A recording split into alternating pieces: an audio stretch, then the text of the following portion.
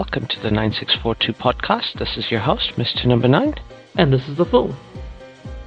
This is where me and The Fool give our Unqualified and unrequested ramblings on the various issues in the world of sport. or something like that. Everyone, we are back for a brand new season. Yeah, we are here, and we're back with the bread and the butter and everything, all the other breakfast cereals and staples. We're going to talk about football of the European variety. Yeah. Now, when we last left you, the season had ended. We have a new club world champion. Congratulations! Woo! Yeah! Chelsea Football Club! Yeah. The kings of the world. That's us. Yep, and you have the set. Yeah, we've got everything. Told you, we're collecting everything. And then we had Liverpool won the Premier League, the second title in the Premier League era, and obviously they moved to 20 to equal Manchester United's total. Yeah. They get to we have a brand new champion of Europe, PSG. Yeah. Becoming France, only the second team from France to win the European Cup or Champions League. And we had Bayern Munich win the Bundesliga. We had Inter Milan win Serie A. Sorry, we had Napoli win Serie A. Yeah. Beg your pardon. And we had a that's right, Inter Milan were like the nearly men for everything last season. And we had Tottenham Hotspur win their first trophy. Wow. In more than since 2008, when they won the League Cup under Juan de Ramos. Now we enter the new season, and we are in the silly season, very much well within it. Everyone is in the process of getting their transfers in. Somehow Chelsea's still getting players and also trying to sell players. Looks like Nicholas Jackson might be heading to Newcastle, and since Isaac will probably move to Liverpool there. Yep. Yeah. Alexander Isak, probably it's $150 million transfer fee. I remember a few years ago when Jurgen Klopp said that Liverpool can't do what City does and try and win the title by spending loads of money on players. Well, guess it sucks to be you, Klopp. They were just waiting for you to leave before they spent all that money. Oh dear, yes. Because they've been spending money like it's going out of fashion to help. And to be fair, they're backing the manager. He's won the title in his first season, and the first Dutch manager to win the league as well. Yeah. So right now,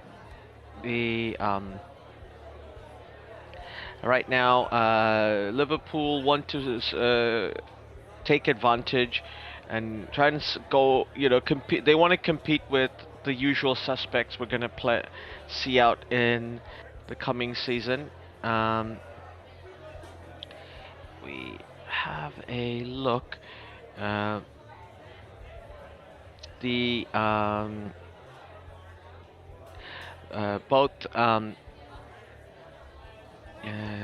Both Arsenal and Manchester City and even Manchester United have, and Tottenham Hotspur for that matter, have all got in players to strengthen their squad. Yeah. Notably, our Manchester United has managed to get both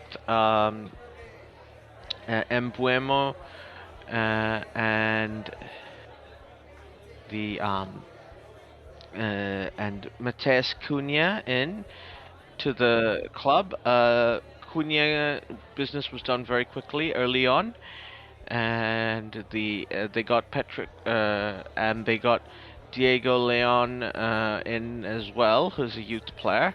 Yeah. So at the moment, like, I think they're still trying to get rid of players. Marcus Rashford looks like he's just joined Barcelona on loan, and Barcelona have agreed to cover the whole of his fee. So that's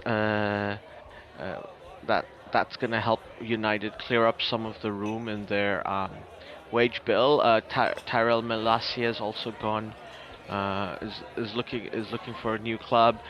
It's a bit sad that Garnacho's also been told that he can go, because he's obviously, with Rashford, I think everyone sort of feels sad about it, because he's like a United boy and he's done so much for the area as well, so he does love the city, love the club. But I think it's a time, like, for his own sake, even at this point, I think everybody knows that there's no point in him staying at United. His career is gonna stagnate, and Barca. It's interesting to try and figure out what's gonna happen to him at Barca, because Barcelona have had a ridiculous off-season. They tried to get Nico Williams, who had agreed to go, but they were trying to then negotiate with, because they had a deal, and they tried to negotiate with Athletic Bilbao about the fee. The Athletic Bilbao were like, look, either you meet the release clause, and we're not hiding what it is. It's 100, and I think it was something like 120 or 30 million, and the Barcelona tried to negotiate, and then Nico got a bit iffy about it, because Barcelona were like, oh, because there were things about, oh, even if Barcelona managed to sign Nico Williams on time, he may not be eligible to play for them. At which point he was just like, because La Liga still has to approve all of Barcelona's transfer. Which makes sense given their money issues. At which point Nico was just like, I don't have these problems at Bilbao. I'm not even really sure why I want to leave, and he signs an 8-year deal to stay there. That's just a little fun. It is really funny, and I get it. Like, it's a very classic Bilbao move too. Like, player from Bilbao just realizes, there's no place like home. I'll just come back. Why am I doing this? Well, exactly. It's like, this seems more trouble than it's worth. Exactly. So that was the fun bit of the summer, because that transfer saga looked like it was gonna drag on for ages, and then Nicolas Jackson just went, nah, let's end this now. I'm not leaving. And Bilbao's happy. They never wanted to sell him, but they're also like, but we're not gonna stay out of your way. You wanna if you think your future is outside of the Basque country, we'll sadly support, but we'll let you go. And then he's like, maybe it's not outside the Basque country, who knows? Yeah. And they went, and Barcelona ended up basically, but to be fair, now it means, I guess, Real Madrid won't be able to sign him in a few years. Here is that. An 8-year contract, that's like such an old school style deal, somebody who's signing to stay at a club for that long. That's a decent amount of time he signed for. it's basically just telling every other potential suitor just like, yeah, don't bother, like I am just not interested. Yeah, exactly. Though it's a bit sad that we won't get to see Lamine Yamal hang out with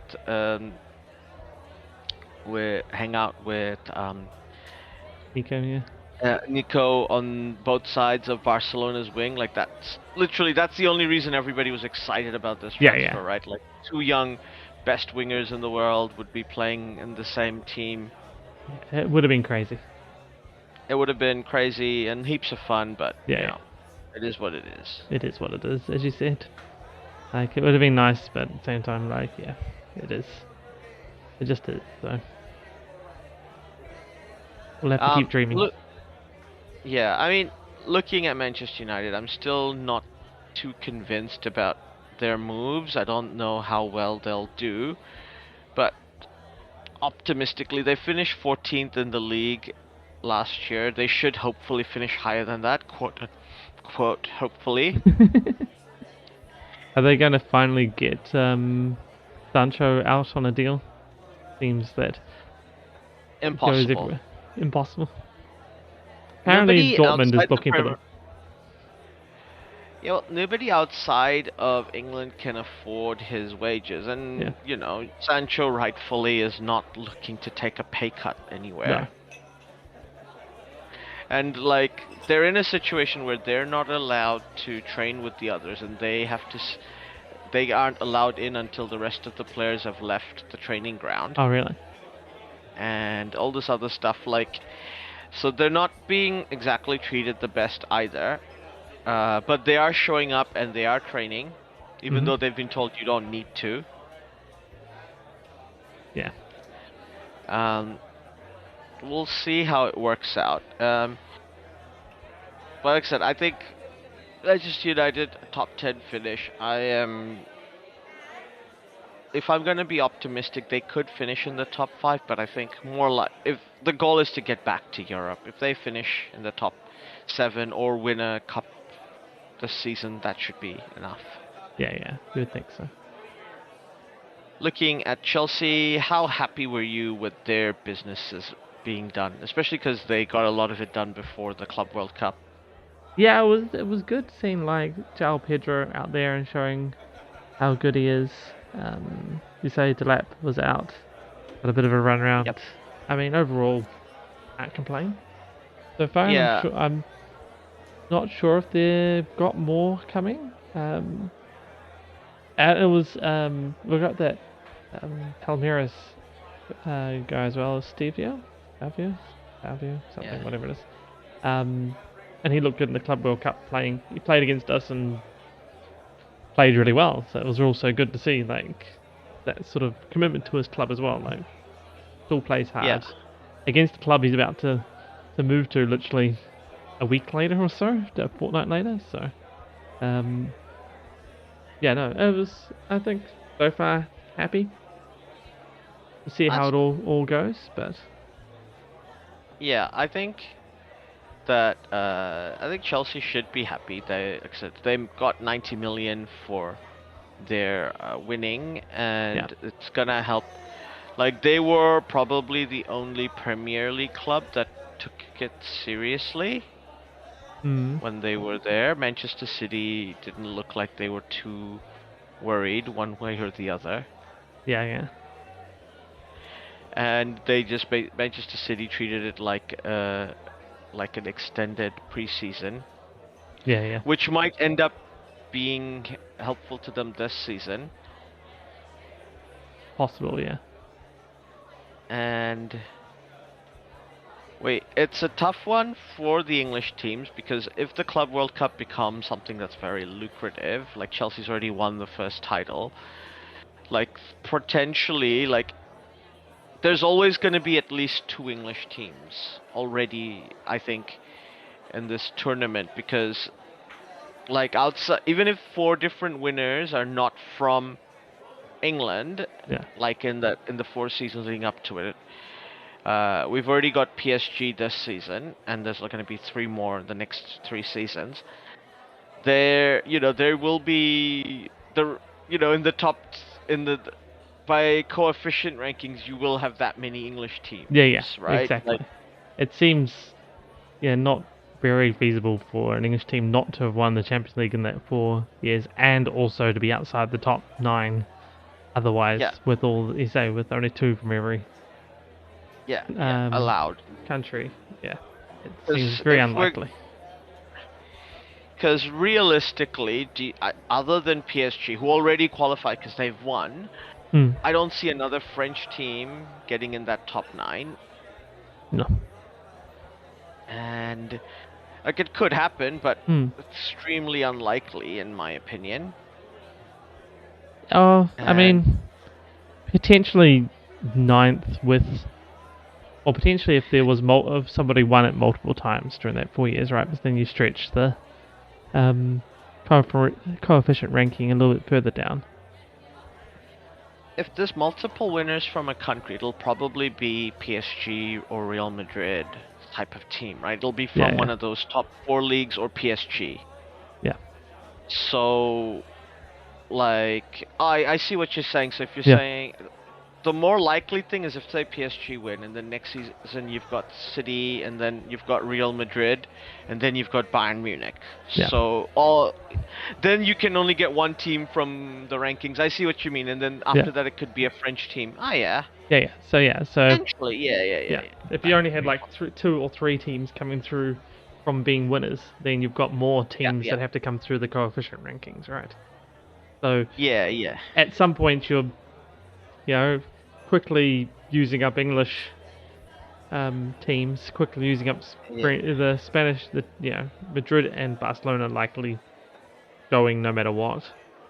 Whether Bayern wins something or not, they're likely to be high enough ranked to be there. Then one of the other Germans is definitely going. So it becomes a point there where a second French team could get there. Borussia Dortmund should make it, right? Yeah. Because they tend to do well in Europe, at least, even if they're having a bad Bundesliga season. Yeah, exactly. The only problem might be is if they're having a bad Bundesliga season, they can't get good ranking points the next year in Europe competitions to keep it going. But yeah, and for the Spanish teams, that's the Barcelona could have a tough time because if Atletico Madrid might be higher than them in the coefficient, or if Real and Atletico win, then Barca's out. Yeah. Or vice versa, if Barca and Real win, because entirely possible. In fact, likely. One of those 2 teams will win in the next 3 years, right? Then you've only got they miss out on a spot. Yeah.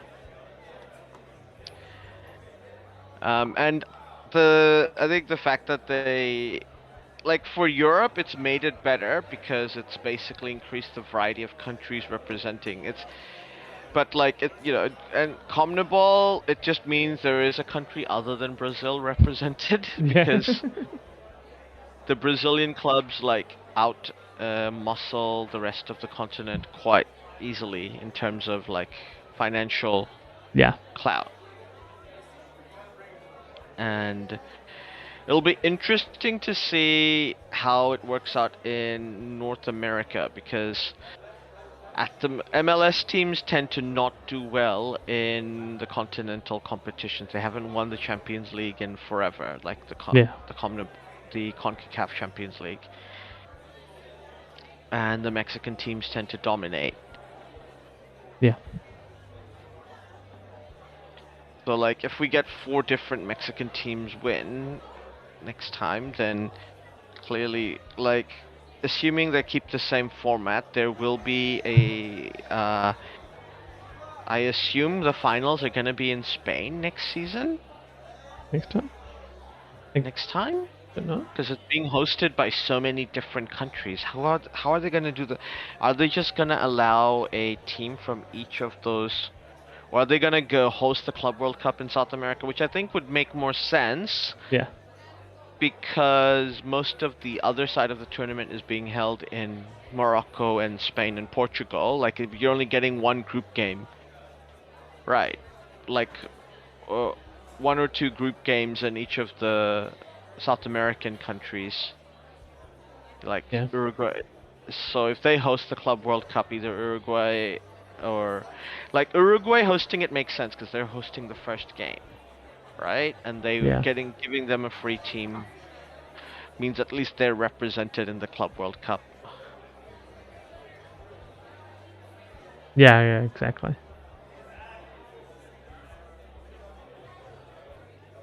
Yeah, we'll see how they decide to play it. They're like assuming we still have it, given it's not. I don't know. Do you think it's been a success? Like they'll claim it was, obviously. Yeah. But I think it was partial success. Like I want to say yes, but I feel there was still some bumps in the road to sort out, right? Like they had problems with the weather, so I don't know how much that played into it, and people sort of not really engaging in the early part of the tournament. Yeah. Yeah. Yeah, absolutely.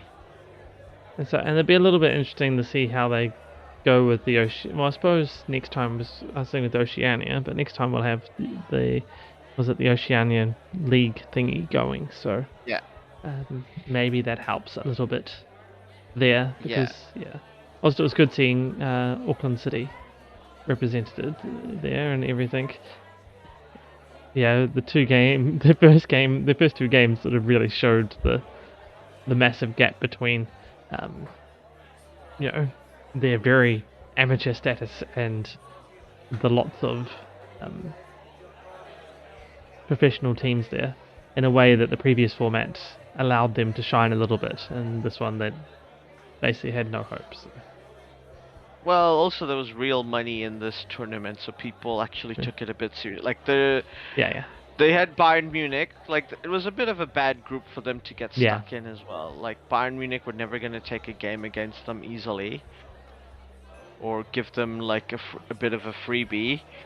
And then like the South American teams all do take it quite seriously. Yeah. As a tournament. Oh, interesting. The next Club World Cup apparently hasn't been decided where it's at. So they're not keeping it with the World Cup as such. So they're actually doing a bidding process for that. That's which weird. Potentially Australia and New Zealand might put a joint bid in for that, which would be interesting. That would be interesting, but it's still weird. Yeah. But it's Oceania's most likely way to host a World Cup, I guess. Yeah. Because Australia were thinking of doing a joint bid for the next World Cup in 2030, but I think Saudi Arabia kind of went, please don't. Well, 2034, right? 2034, yeah. That was more FIFA going, no, it's going to Saudi Arabia because we'll have like a 20 minutes allotment time for bids to come in, which we've suspiciously the Saudis are specifically ready for and have submitted. And oh look, there it is. Oh well, I guess that's all the bids there is then. Yeah. But no, yes, for 2029 Club World Cup, yeah, Australia potentially with New Zealand, Brazil, Qatar, Spain, Portugal, Morocco, and then the United States also apparently allowed to host it a second time. I guess that's basically money. I'm telling you where it's going then. It's one of two places that's going. Unless China puts in a bid, I guess. Yeah. In that list, there are two names that make FIFA lots of money. So yeah. I mean, one of the countries that was planning to aim to host the World Cup in 2034 was China. And like, it's interesting that they've stopped their football project and Saudi Arabia started theirs. I guess Saudi Arabia is a country where football is the most popular sport, like as opposed to China where football isn't. Like obviously the most popular sport is ping pong, but like in terms of like a team sport, like I know ping pong is played in teams, but that's different. Yeah. The like the most popular like team sport is like I think basketball's in China. I think basketball too. I mean, I'm happy to be corrected, obviously, because I think even like India and Bangladesh and Pakistan, those cricket countries, football's more popular than it is in China. Yeah. Like apart from places like Hong Kong and Macau, which like that's special. They're a special administrative zone for a reason. Yeah.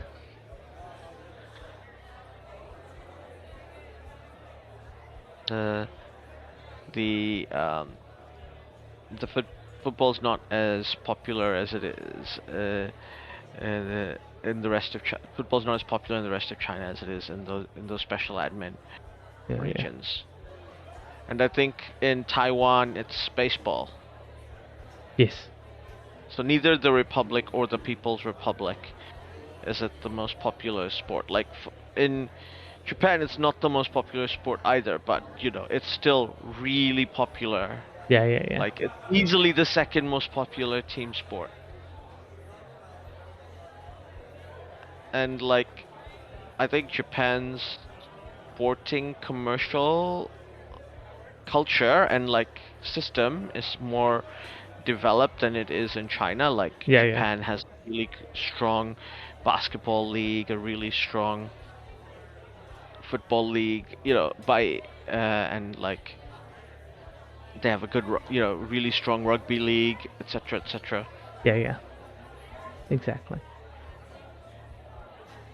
But going back to our European football, what is your prediction for Chelsea next season? Are they gonna put in a title?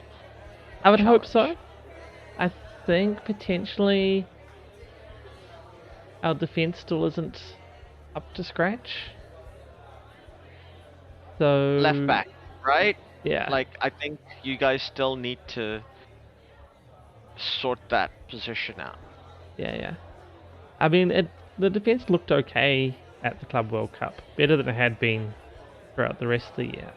But potentially that's a little bit, and I mean, it dealt with the PSG attack very fine, which was nice to see.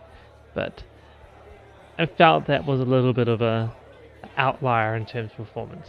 The season has sort of shown that defense is not necessarily always as solid as it should be. So I mean, if we get, say, a left back, maybe a centre back, in a right back, a goalkeeper, like the whole line, the whole defensive format, I'd feel a little happier and a little bit more safer with saying that it'd be a title contention. But I think, I mean, we're good enough definitely for the top four. So as always, we should that's minimum, and hopefully that does well. But they should do that as minimum. But I think as a title contender, a serious title contender, that defense needs shoring up a little bit. And I think last year even I said goalkeeper is the spot for me. That's the main area of concern. It is every few seasons for Chelsea. Yeah. It's just about every season since Peter Cech. Well, yeah. Since Cech and since Courtois left. Courtois, right? Yeah. So we're Cech, we're Courtois, and then since then, so good. Every now and then, a season of brilliance from someone, but it doesn't seem to last. Yeah, it turns out it's a pretty important position to sort out if you want to win shit. Strangely, yeah. At least we got one of our problem childs off to Arsenal. Yeah. Because they took Kepa off us. Yeah, like another long-term,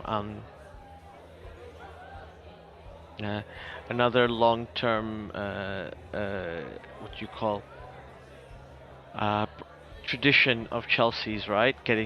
Dropping your problem children to Arsenal. Yeah, exactly. Like the ones that go to City, you're like, nah, they're gonna become really good players. City or Liverpool. Yeah. But if they drop to Arsenal, you're like, yeah, that's fine. Yeah, good. We got rid of them just at the right time. Their form's about to die. They've peaked already. Yeah, pretty much.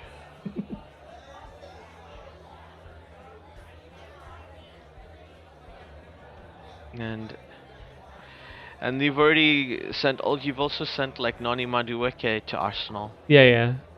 Madueke went to Arsenal as well. So, which I was a little surprised about. Like, he hadn't been playing that badly, but same point. Like, a lot of the incomings fulfilling his role better. So yeah. Potentially he's more on he's peaked and is about to decline if he's going to Arsenal, but he may also play well for them. So he's pretty young, isn't he? I thought he was like 22, 23. 23, yeah. So I mean, that's why I was a little bit surprised. He's a bit young. He's younger than we would normally be selling off to the rival. I think he just needs minutes, right? He just wants to play. Yeah, and that was the thing. Like, with who we're getting in, who we were targeting so far, like, clearly he was going to get less and less minutes. So him going is not the end of the world for Chelsea. Like, yeah, we've got. I think João Pedro's already shown that he's going to be better. Estavio, great as well. He's showing great things there. So yeah, and a couple of other younger ones coming in. Probably just get loaned out again, but they seem as good, if not better than Madueke anyway. So it's not like you're wanting for players, I guess, especially in his position. Yeah, exactly. Not enough players is not a Chelsea problem. There are many problems at Chelsea. That is not one of them. No, but I think the project's been going on now for a while at Chelsea. You can't, like, Todd Bowley can't keep going like, oh, this, like us Game of Thrones fans have been telling people, like, oh, this car, vroom vroom vroom, it's gonna be so cool when we see this car, vroom vroom. Just keep imagining it, but it's gonna be so cool. Yeah, and like, Todd Bowley can only do that for so long, right? Yeah. Before... you guys need to actually show what the project is gonna bring out. Brought out a Club World Cup, there you go. Yeah, that's exactly enough, right? That's all you wanted, a Club World Cup. Yeah, you don't clearly. want to win the Premier League or the Champions League or any of that stuff. This is Club World Cup. This is World Cup. See, now we're champions of the world. Yeah. Yeah, I know. So we'll have to see how it goes. I say, for me, it's probably goalkeeper. I mean, maybe Sanchez, takes that World Cup form and has a wonder season, and then everything will be forgiven and will look awesome. Yeah. So you're predicting top 4 for Chelsea? Yeah. Let's predict third. Third? Okay.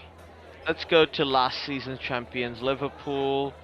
They won easily, and they're even better than they were last season. They've got, Hugo Ekitike.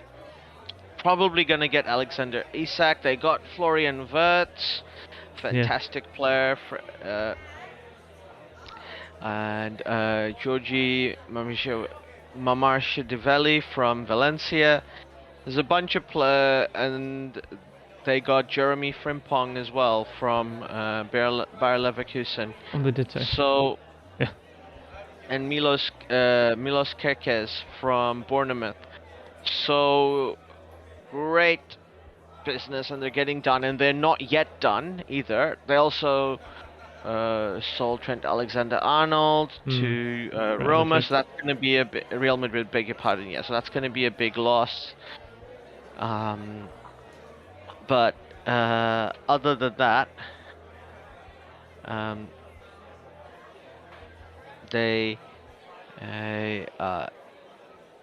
will be pretty happy, I think, overall. Yeah. I think once again it's basically 1 or 2 for Liverpool, isn't it? Yeah. I would be surprised if not top 2, and serious title contenders. Yeah.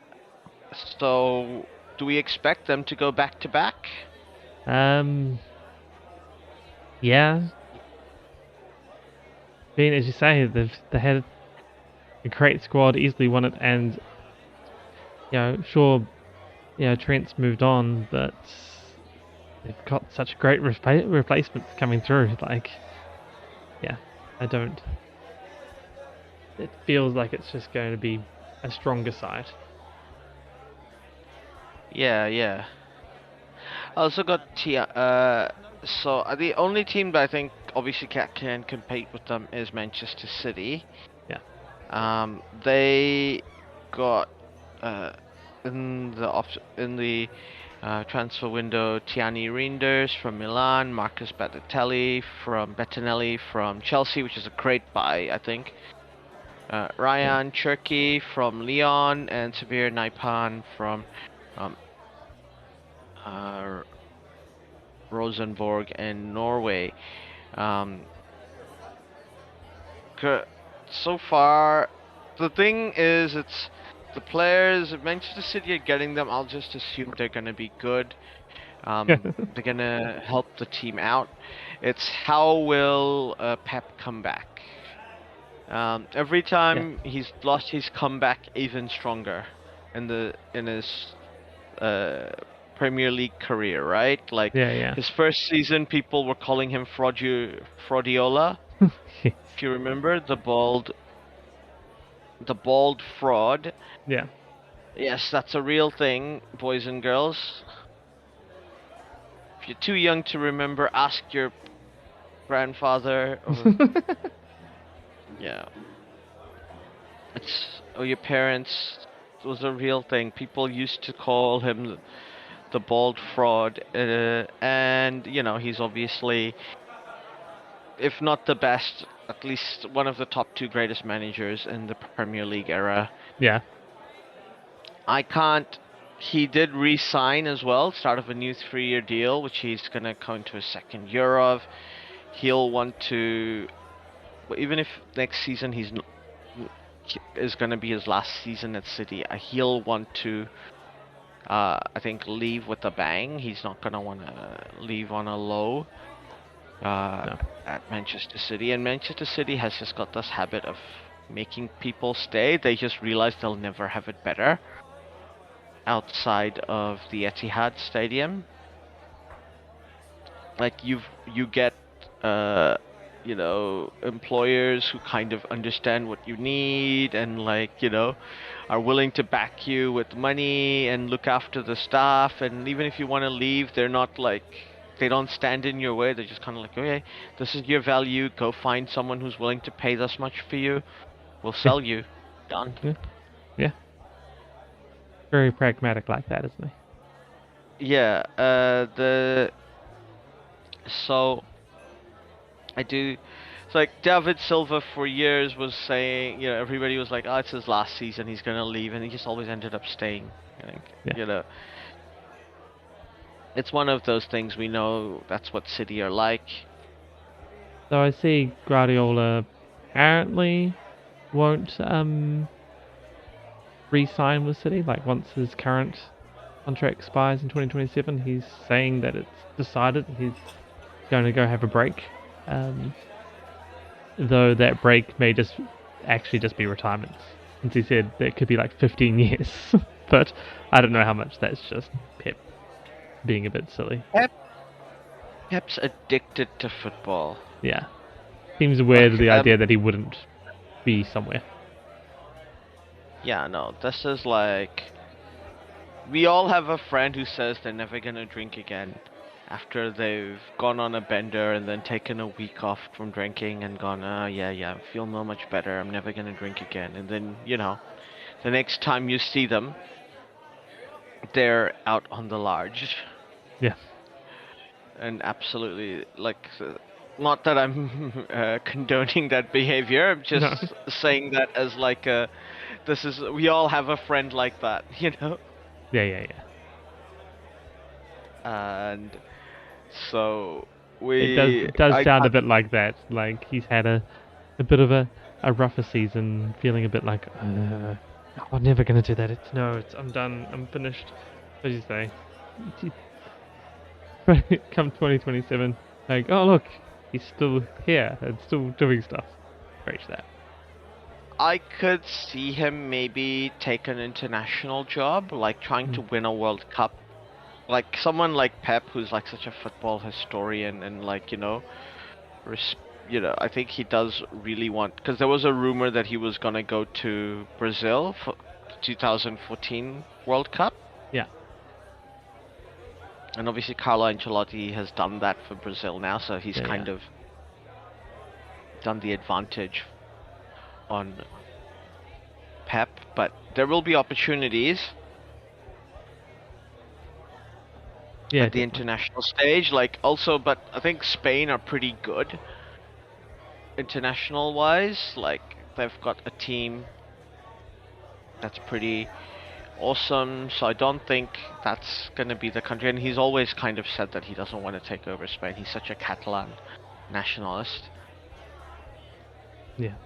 So we'll see how it plays out. But this next season, I think Pep is motivated. He wants to do well. I do think City come back on top. You can't write City off, right? Yeah, they're my favorites at the moment. Next up, we go to our Arsenal, who finished second last season. Mm-hmm. Just obviously they've been finishing second 3 years in a row. Yes. They're the club. Arteta, like I think the fans know that he's done well for given the wage bill he is competing at Liverpool and City with. Yeah. And the kind of players like he has built this squad. But this group of players, they are aging. He will need to refresh, so this is a chance before they come. Before he can, before he'll look to probably need to wholesale get people in and out. Yeah. They got in Kepa Azrilabalega from Chelsea, as you said, as a backup goalkeeper. Noni Madueke from Chelsea as well, as we mentioned. Christian Norgard from Brentford. Martin Zubimendi from Real Sociedad. And the Christian Mosquera from Valencia, and the big one, Victor Gyökeres. They've actually got a striker, finally. Yeah. An out-and-out striker as well. Somebody who plays up front. Yeah. So they've got no excuses. Yeah. Their outgoings are players like Kieran Tierney to Chelsea, Jorginho going to Flamengo on a free, Tavares to Lazio, and Marquinhos to Cruzeiro. So they've refreshed a bit of their squad as well at this point. And to be fair, Marquinhos did go on loan to Cruzeiro as well, so he's just made that permanent. Mm-hmm.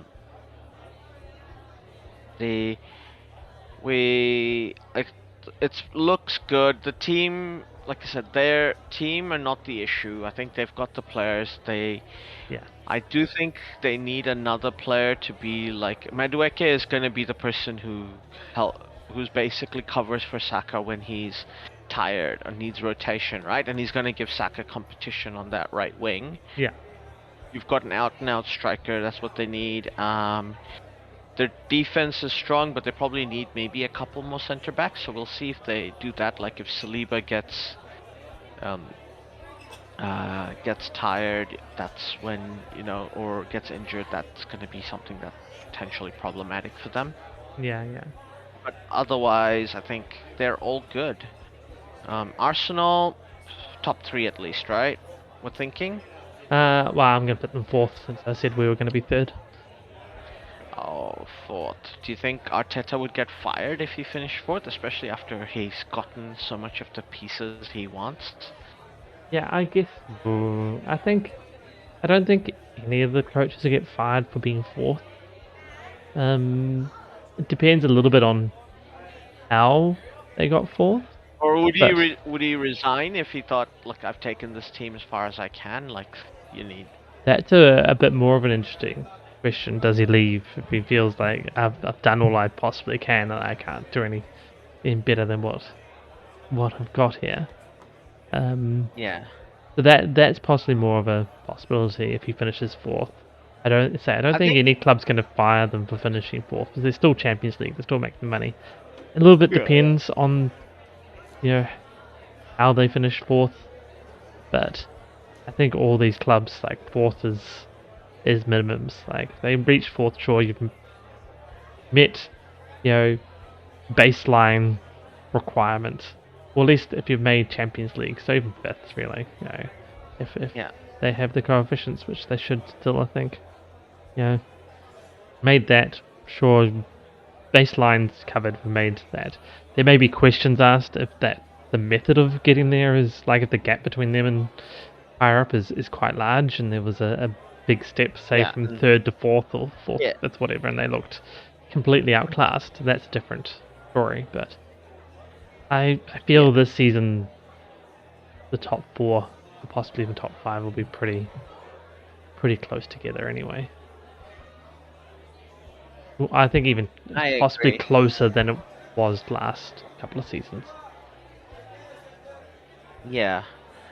Well, we will see. I do think that if Arsenal don't do a sustained title challenge, like they're not in the title come April next season, there will be questions about the squad and the manager. Yeah. Because they've got a pretty decent team who are still pretty young.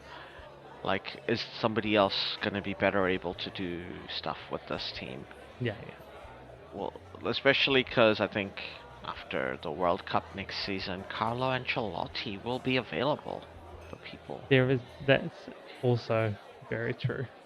That maybe that unless he retires, and he might actually retire if he retires. Carlo Ancelotti has interests outside the game. Yeah. He's a normal human. He's a neurotypical manager.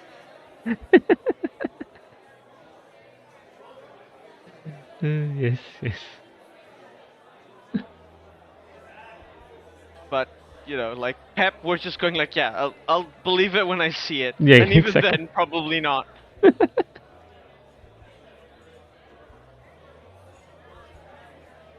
Whereas with like Carlo, we're like, oh yeah, he might retire. And like, what a career he's had. Well worth it for him to consider that even. Yeah. It's definitely more believable, right? I can see that happening. Yeah, absolutely. And it, like, if he leads Brazil to a World Cup, like, that's the time, right? That's when you go, yep, that's me, I'm done. Exactly. Like, I've gotten a title for the Canaries, like, their first one since 2002, more than 20 years. Like, I'm gonna be, like, he's obviously already gonna retire as an absolute legend of the game, as both a player and a manager, but he's, that just, grows it even more. Yeah, exactly. He's saying that's a definitely, like, put that feather in the cap and be like, I am the best. Thank you. I'm leaving now. Yeah.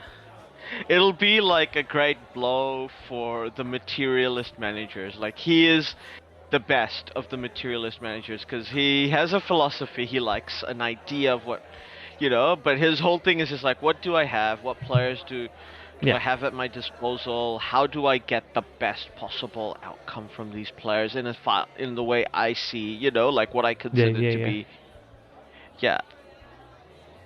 And he just does it. Like, he always kills it as a Oh, manager exactly. almost everywhere he goes.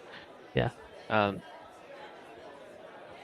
Now, going on to our next team that finished fourth last season, Newcastle United. Obviously, at the time of recording, Alexander Isak has not yet joined Liverpool, but we're just going to assume in this podcast that he will. Like, it's almost certainly going to happen.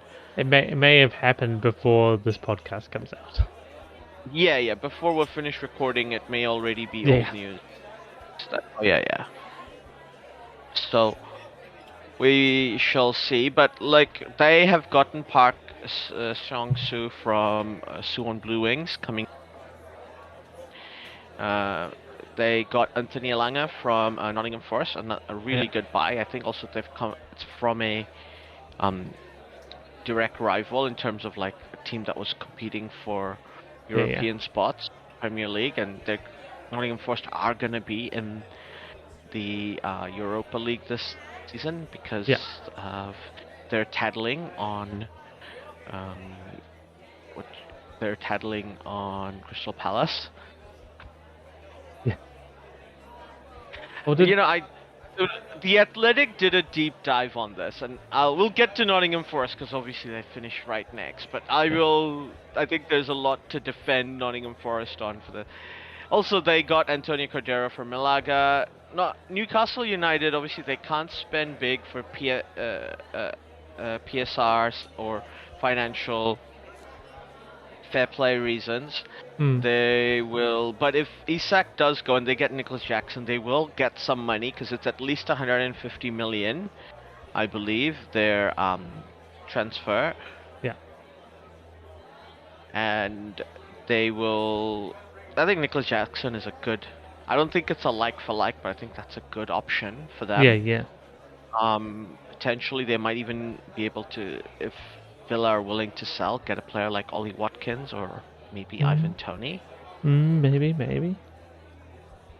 So we shall see. And then, or they already have a really good defense. They could potentially look to buy a few more young players to fill out their squad. Because they have Champions League football this season. Yeah. To play for, and I think with the new format, I think Newcastle wants to make the next round. Newcastle, Chelsea definitely, like all the top five, definitely want to make the second round at least of Champions League, get that money. Yeah. And try and cement themselves as like as the Champions League quote unquote teams. We've also got another Champions League team going on to our next one, Tottenham Hotspur. So Ange Postecoglou wins Spurs, as we said earlier, their first ever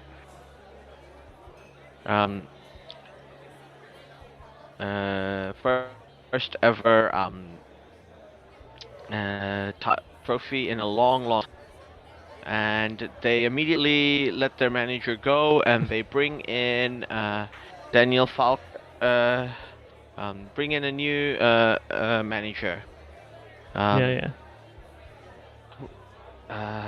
Thomas Frank from Brentford, who very pragmatic. I think a good choice as well, because while he also I think has a bit of a philosophy, he's very practical about the players he has and trying to get the best outcomes. Like Spurs are already like looking strong in set pieces. Yeah. Okay, also we didn't say, what do we think Newcastle are finishing next season? They have Champions League football, and last time they dropped back into Europa League spots when they had to. Yeah, I feel like I still feel like they're not going to the Champions League football is going to make it a little more distracting for them. I'm saying if Isaac goes, which is very likely, it depends a little bit on who they get back, but that's losing some strike power, no matter who they get in. Yeah. So I don't think they're going to be quite as good as whoever they get in. I don't think they're going to be as good as Isak is. Yeah. Like right away at least, and you're not, or it's going to be difficult to try and get his output in the aggregate. So I feel like that's going to hurt them a lot. So I don't think top 5 for them. I still think perhaps European spot, say 6, 7, maybe 8 if they're unlucky. What do you think about Spurs? Because if there is, I think, those top 5 from last season, plus Spurs, plus Manchester United, are probably competing for European spots, right? Yeah, I think so. Because I think Nottingham Forest, if they do go on a European Cup run, are not gonna be competing for that in the league table. They are in the cup. I know they dobbed Crystal Palace in, but I thought Crystal Palace so they're in the Europa League. Crystal Palace are in the Conference League. Oh, the conference. Oh, is that? I thought Crystal Palace got something reinstated for it as well, whatever it was, but because Crystal Palace, I guess we'll just finish on Spurs, and because we're going to talk about Nottingham Forest, and we can go into Crystal Palace after that. Spurs got Mohamed Kudus from West Ham United, really good buy. Potentially looked at getting Morgan Gibbs-White, but he looks to have re-signed with Forest, so that's a really good outcome from them. Kota Takai from Kawashima in Japan. Kevin Danso. Matisse Tell completed his loan spell. He's staying at Munich. And Luka Vuskic, who looks like an incredible player at centre-back for Spurs. So look like really tall, big guy, good player of the ball. So we could Spurs. I don't think they will finish in a Champions League spot from the league, but they could go pretty far in the Champions League itself. This feels like a proverbial tough team in a cup to play. I know what you mean. Yeah. They're not gonna finish 17th like they did last season. No. So, and we know that there were special circumstances surrounding that. Also, they might lose Son, because they're going on a preseason tour, and they are going to Korea. So one of the things people are saying is that he might go to Korea and then end up, after that he leaves Spurs, he gets to go home to a hero's welcome. And Sonny moves on, which I think, if that's what Son wants, that might be the way through. Sounds already hearing MLS. Sounds like MLS. So we'll see how that plays out. But obviously, it's still a big loss, even though he's not really the best left winger in the club anymore. That's Kulusevski. Yeah. Spurs will probably get some money from Son, and obviously they're gonna get a lot of the salary cap opened up. So they're still open to getting players because they tried to get Gibbs-White. Yeah. So we'll see. They do need a number 6. Otherwise, like I said, that's why currently I don't see them finishing in the top 5. They might even finish just outside the European spots, but probably maybe 6th. Actually, I think them and Manchester United are gonna fight over 6th, 7th, right? I think. Yeah. I mean, potentially one of those 3. We include Newcastle, or 4 if we include Nottingham Forest. I don't think Nottingham Forest are competing for the league position. I think Villa potentially might come back. Oh yeah, Villa, good point. And there's obviously always the mid-table quartet. The mid-tables like your Brentfords and Brightons, they have been thoroughly rated. Yeah, they have in this season. So obviously they do really, really well, and their scouting departments are on par, and their recruitment is some of the best in the world, let alone the Premier League. But we have to see it, right? Like, you can't keep looking at. Like, I'm not thinking they're gonna be in relegation fights, but occasionally, like whenever they have a season like this where they get raided with uh, their squad, what they end up doing is spending a season back at mid-table and then come back the season after, right? Like, that's the pattern. Yeah, fair. So that's what I think. So we may as well go straight to Nottingham Forest. They managed to keep Morgan Gibbs-White, which is a great outcome from them. Anthea and Elanga gone to Newcastle, which is a big blow, I think, for them, because he's been great for the club. They've got in Jair Paula from Botafogo, Igor Jesus from Botafogo. Not that I know much about them. And Tyler Binden from Reading was in the January transfer window. Not much. They are in the Europa League as well. If they go far in that competition, because again, I don't think Nottingham Forest are in danger of being relegated. No. Especially, like, I'm just gonna call it now. I do think all 3 promoted teams are going straight back down. I know lots of people are predicting Leeds or Sunderland or to stay up. I don't think anyone thinks Burnley is staying back up. No. Yeah, but they may. They may. I'd be surprised if any of the 3 stayed up. Yeah. If last year's ones didn't stay up. Most likely.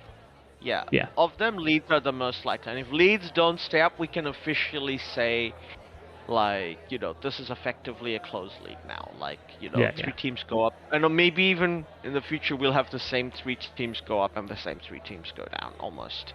Like clockwork.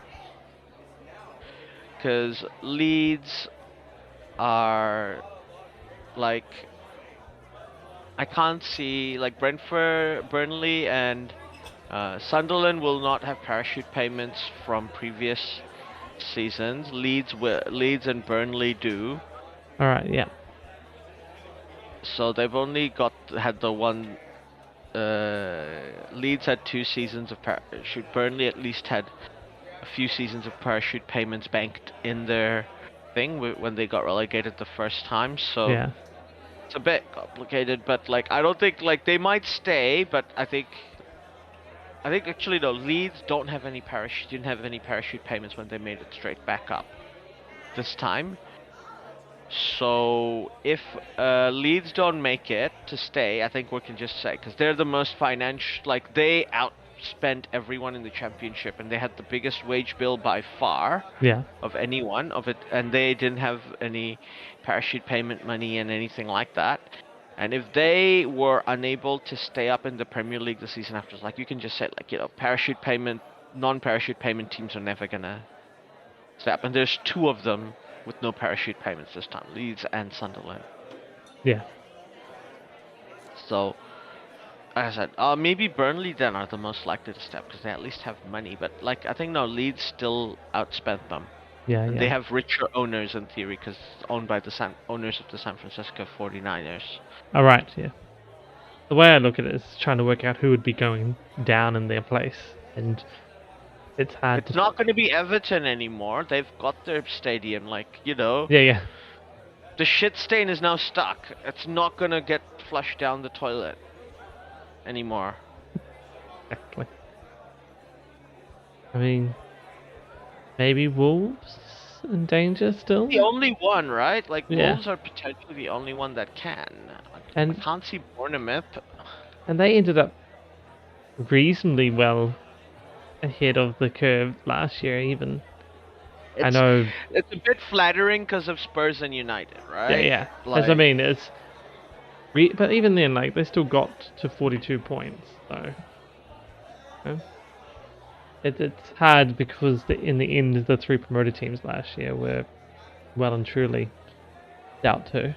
And we did think that at least Leicester would show some ability to foot it, but that's why it's hard, right? It's like, again this year, like, but Wolves looked better than that. So that will just be the bit, I think, is sort of Wolves, and as you say, the mid-table quartet really that have been raided away a little bit.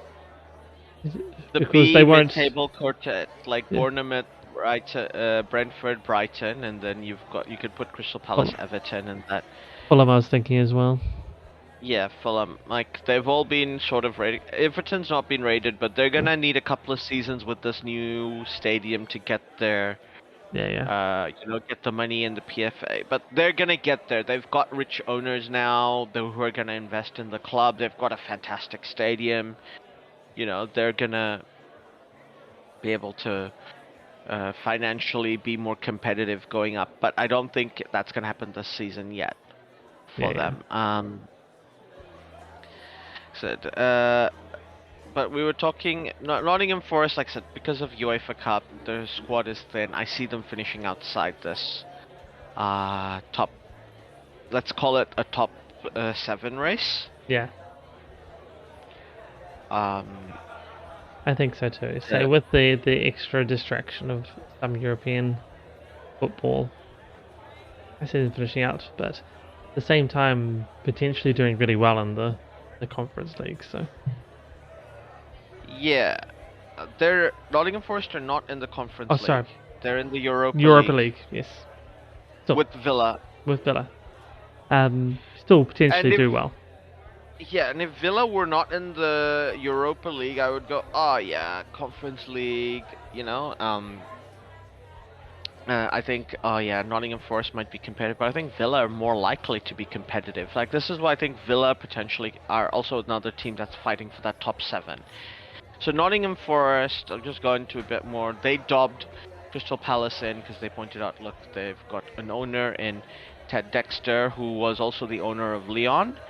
It got complicated and this is where I a bit of sympathy for Crystal Palace, because UEFA told them, you guys have an issue.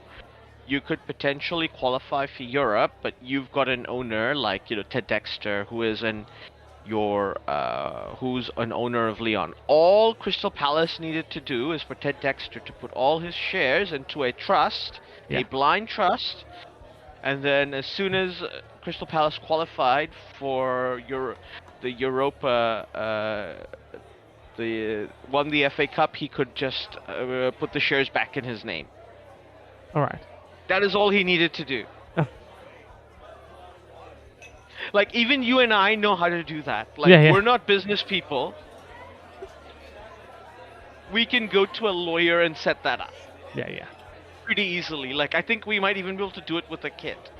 And the UEFA kept sending emails warning Crystal Palace, and Crystal Palace complained that they didn't get them. You know what email they gave UEFA? info@cpfc.co.uk. I mean, come on! That's the email address you give people who send complaints about, there's not enough meat in the pies, or this journalist is really annoying. You can send your questions to the... when somebody hands you that info email address, your heart goes, nah, they're not taking me seriously. Yeah. Send your CV here, you're like, nah, okay. Yeah, I'm not getting this job. Yeah. So you know what I say, I'm not that sympathetic to Crystal Palace, because they stuffed up? Yeah, fair enough. Because Nottingham Forest, their owner, literally did this thing, because he owns Olympiacos, who qualified for the Europa League, and he went, okay, I put my shares in a blind trust. As soon as Nottingham Forest qualified, he's like, oh, yep, I put the shares back in my name. Yeah. There you go. That is all UEFA are asking you to do. It's not hard. They're like, yeah, this is a loophole. Go exploit it. This is how you exploit it. It does sound like it. Like they have, step-by-step instructions how to exploit this. It's fine. What you have to do is follow this simple guide. Yeah, and they're like, hello, Crystal Palace, you're not following our helpful guide. Even they, and they've sent them countless emails telling them to sort it out. Yeah, hey, did you get our guide? You don't seem to be compliant yet. Would you like some more information? Yeah. I'm just sitting here imagining somebody from, they call a number and somebody from ticket, like some pimply teenager going, "Hello, UEFA." The guy's like, "Can you give us Alexander Sefrin?" Going like, "Can I talk to Steve Parrish, please?" I was like, "Steve."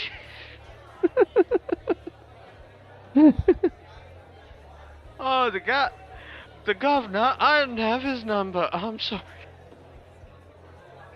And like he went and talked to like, I'll take the message and I'll let him know, and then he gets distracted by like some work experience girl he's trying to chat up, like, and like this never got to him. Like that's what happened, right? Yeah. There's like a post-it note on some computer screen somewhere. Yeah. It's like, "Steve, please call you somebody named Alexander Silva called, and he's like talking to you about UEFA regulations, Yeah. It's above my pay grade." Yeah. Yeah, exactly. They got through to someone who's like, "I'm not paid enough to worry about this. Yeah, whatever. Sure, I'll tell them. Whatever." Hang up. Yeah.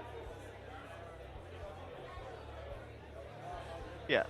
So that's what ended up happening. I think it is unfair for the Crystal Palace fans, but their management stuffed up. They can't. Yeah. They should be. Like, obviously blame Ted Dexter because he's an idiot, and like everybody kind of hates him because he's been terrible at pretty much every football club he's tried to buy. Like, he's got this vision, and I will give Ted Dexter his thing. Like, he is very open about his idea and what he wants to do. He's not playing his card, he's not keeping his cards close to his chest. He's like, "Look, I want to own a Premier League team. I already own Leon. I own Fogo, who have won both the Copa Libertadores and a title after almost 27 years since he's taken over. So, crazy. Like, he's broken their curse. So, well done to him for that part. And he basically went, when he bought Leon, he was like, "Look, I'm going to push this club further." And he took an opportunity. When he bought Crystal Palace, he owns almost 40% of shares, but the way they divvied up the rules around the shares, he only gets something like, he has both. There are three groups of players, three entities. There's Steve Parrish, there's another owner, and him, and they all, basically, there's a 3 people vote on how decisions get made, and the other 2 always vote against him. All right. Whenever he wants to do stuff. So Steve Parrish pretty much just gets what he wants all the time.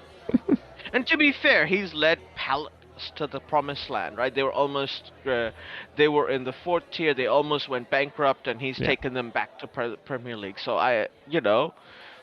yeah, cool. He's done a lot really well for Crystal Palace. Like, this is a rare stuff up from Steve, giving them the info at CPFC email address.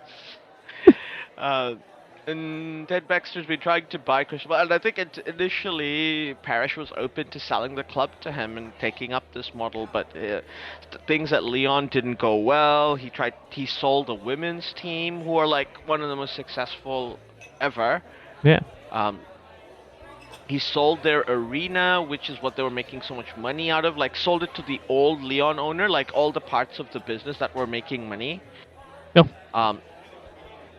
But like, funnily enough, the guy who took Lyon from nothing to being this great club in France, like, who sold it to him, like, bought all the bits of Lyon that made money off him. Like, yeah, he knows which are the money-making enterprises.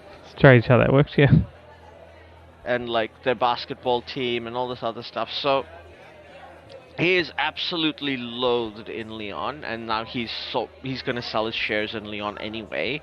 So Crystal Palace, and Lyon almost got relegated because of him, because of financial irregularities. And like, in the end, after selling his Crystal Palace shares and doing certain bits and pieces here and there, he gets to keep it. But he's basically gone now, like, no, my focus is now on Botafogo.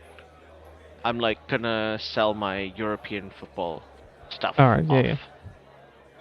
So like I said, he's an interesting person. Like, his idea is to buy all these clubs, and he's gonna float it on his company, which he called Eagle Holdings, on the stock market. To raise even more money. and like he thinks, like, you know, he's like he said, he's like a pure capitalist. He thinks like that's gonna be the model that'll get you to the most money and the best outcome. He's like, capitalism always wins, blah blah blah. Like, I don't agree with him, but at least he is putting his literal money where his mouth is, right? Like, Yeah. where his figurative mouth is. Like, he's walking the walk and Yeah, exactly. and walking the talk that he's doing. So. He has succeeded in Brazil, so, you know, who am I to say his idea wouldn't have worked had he been able to get the pieces in place? Yeah, Because he's not actually got to try out his idea properly. So interesting times. Nottingham Forest, like I said, we're expecting probably still top 10, like 10, 9, 10, or 11, probably for them. Yeah. I think top 10. Now, Aston Villa are interesting. Bunch of Man United are targeting players like Watkins and Sesko, and they might be tempted to go. Manchester United have no European football. That's one of the other reasons why they could potentially do well in the league. Yeah. This season, they haven't bought in too many players. Yasin Oshkan from Chima Antlers on a free. Zepenqua Redmond from Feyenoord and Marco Bizot from Brentford. Listen, and and they did get Marco Asensio from PSG on loan last season. Maybe they will get him back. Not many outgoings either as of yet at the moment, so we shall see how the rest of the transfer window treats Aston Villa. They do have an excellent manager in Unai Emery, so I think that does count for a lot.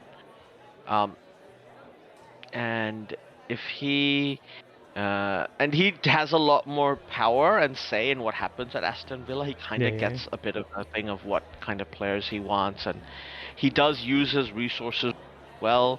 So I do think they were unlucky to not go even further in Europe last season. They got smashed by the eventual champions PSG. In a close games, and I think they could go really far. I think Unai Emery is a Europa Cup winning expert. Yeah. So I think they're the favorites to win the Europa League next season, in my opinion. Yeah. That's what I'm picking for them. I think potentially they will finish in a European spot and winning the Europa League to go with their other European title, which was the 1983 European Cup. Yeah.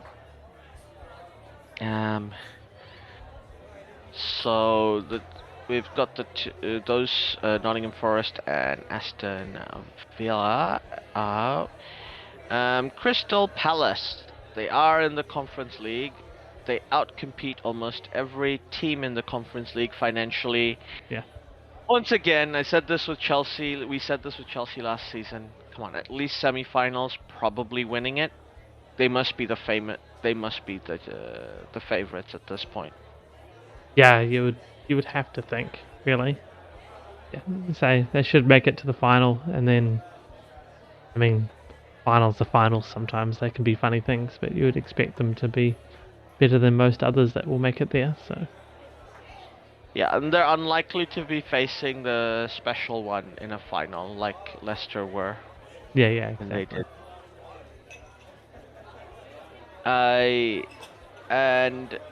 did. Woody Johnson, the owner of the Jets, is going to be buying Dexter's shares in Crystal Palace. They are doing a final appeal. Like, oh, we gave you the wrong email. We never got it. I don't know how much that will. Like, I think Cass is just gonna hear you gave them what email? Okay, no.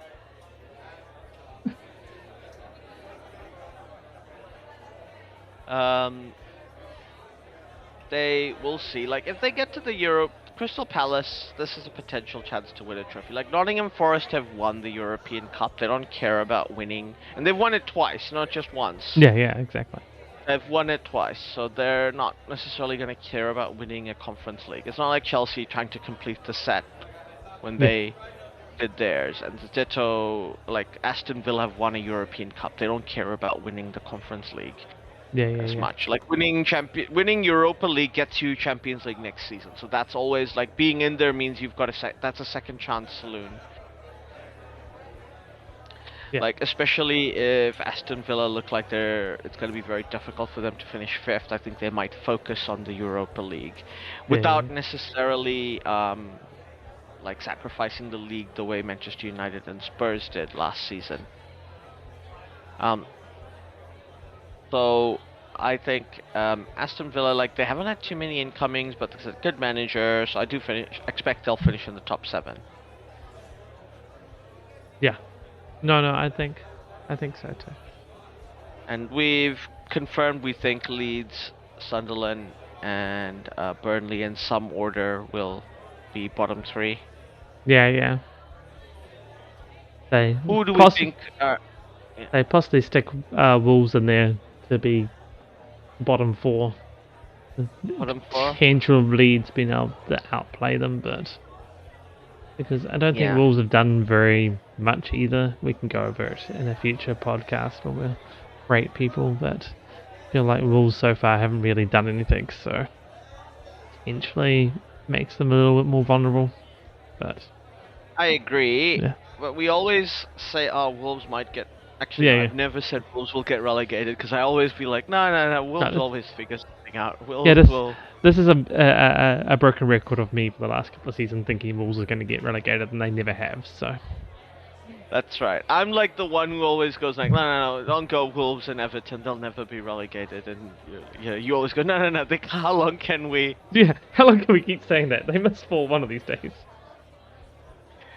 Yeah. I think you're right on Everton. I think Everton have probably come through the dark times, managed to stay up through all that, and then have maybe this is the last slightly worrisome season, as you say, just whilst they settle into the new stadium, they get things sorted. But I feel like even that they were reasonably comfortable last year. I don't see that changing. I think Everton will probably finish in the top 10 again. Brighton, I think, will stay in the top 10. I do think Brentford, losing both Thomas Frank and a bunch of players is going to be a lot for them to recover from. Yeah. So they will head, I think, back down to the bottom 10, but not be threatened with relegation. Bournemouth, it's good. The players have been rated, but they've got a great manager. If he stays, and they're great at recruitment, I think they'll maintain that position, maybe 9th, 10th, 11th, somewhere around there.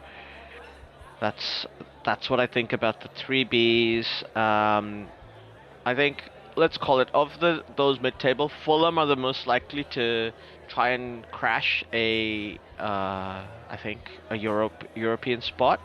Mm-hmm. They'll keep their manager. I think they still have a really good team. Fulham have outgoing wise not lost as many players as the other guys have.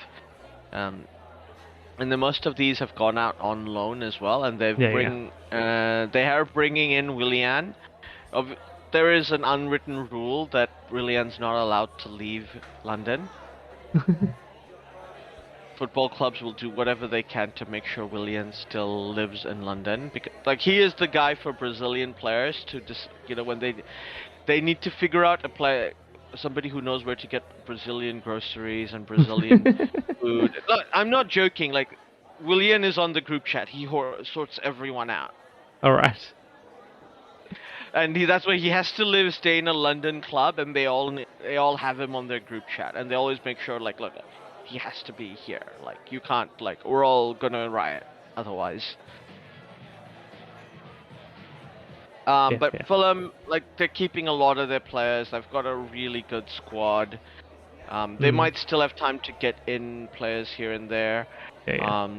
So I expect potentially, like, I do think they will finish like 8th, but they could finish as high as 6th. Yeah. Depending on how their team goes. I don't think they'd be finishing top 4. Like, that's not in the picture for them. But also, I don't think they'll be lower than 10th. Looking at our other clubs that we haven't reviewed, just doing a quick drive-by.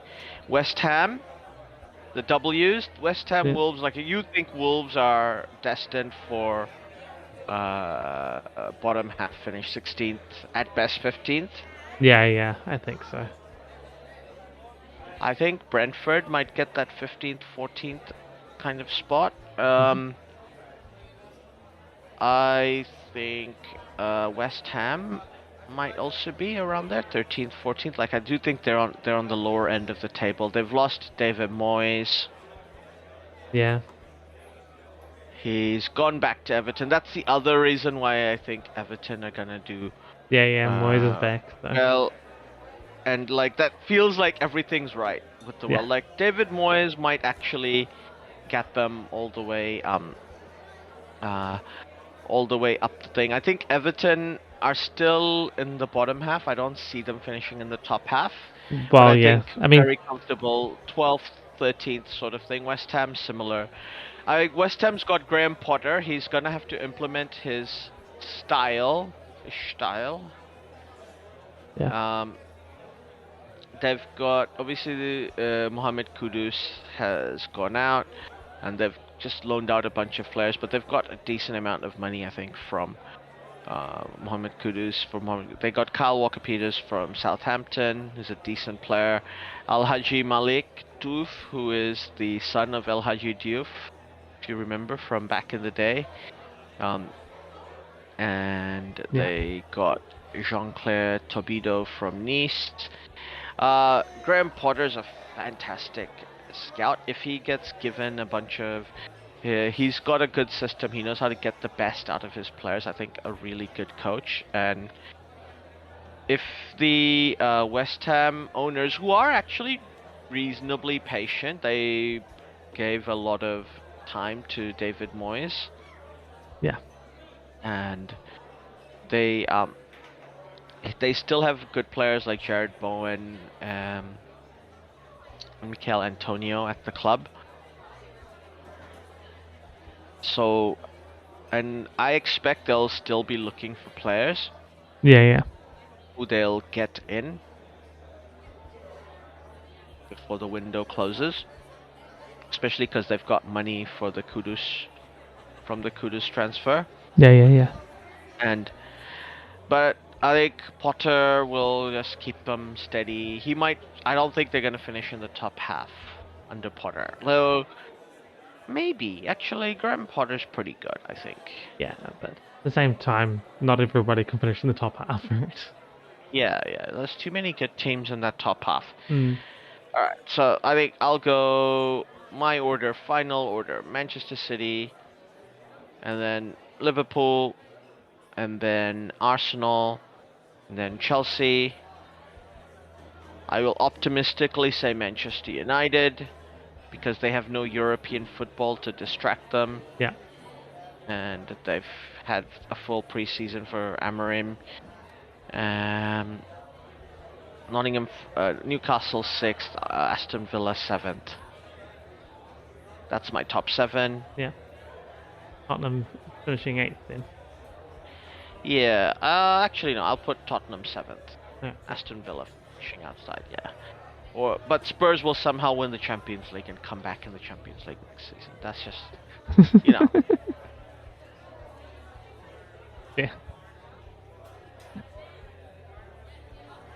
I mean, I can't argue too much that I'd probably put a very similar thing, maybe just pushing Chelsea up one spot. Yeah. I think, and probably Liverpool first and City second, then Chelsea, then Arsenal. Other than that, I'm fairly happy with your top 7/8. Yeah. Yeah, and like obviously as we come closer to the time, we'll be able to review the schedules and see how that plays out. But yeah. I think that's one thing we should say before we go. Just a reminder that the standard fantasy leagues open with invites. Links around the place. I'm sure I'll put it in the show notes.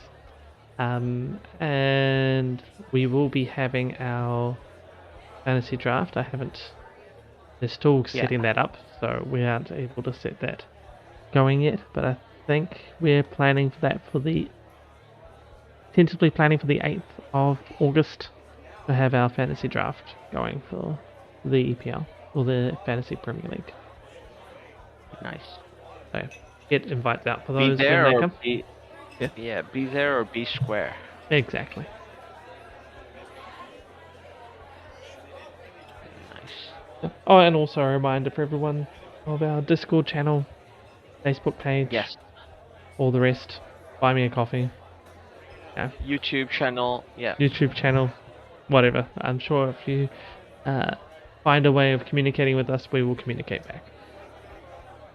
100%. And obviously emails and everything are all down there as well. All in the show notes. So, yeah, there's plenty of ways to contact us. Exactly. And complaints, compliments, whatever you want. Yeah. And also, shout out to everybody in the Discord channel and everybody that 100%. Contributes there and everywhere else. Like, it's always good to have people. Yep. Our super small but extremely vocal community. Yeah, exactly. Yes. Anyways, I think that's all we have time for today. Thanks very much for listening, and we look forward to seeing you next time. Catch you next time.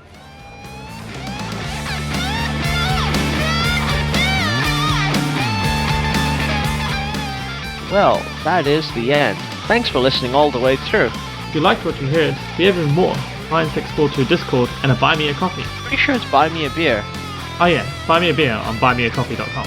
In both these places, you can talk to us, and we may even listen, especially if you do buy a said beer or coffee. I might still be confused. Yes, we're easily bribed. All links are in the show notes below. Don't forget to like and subscribe. This is on YouTube.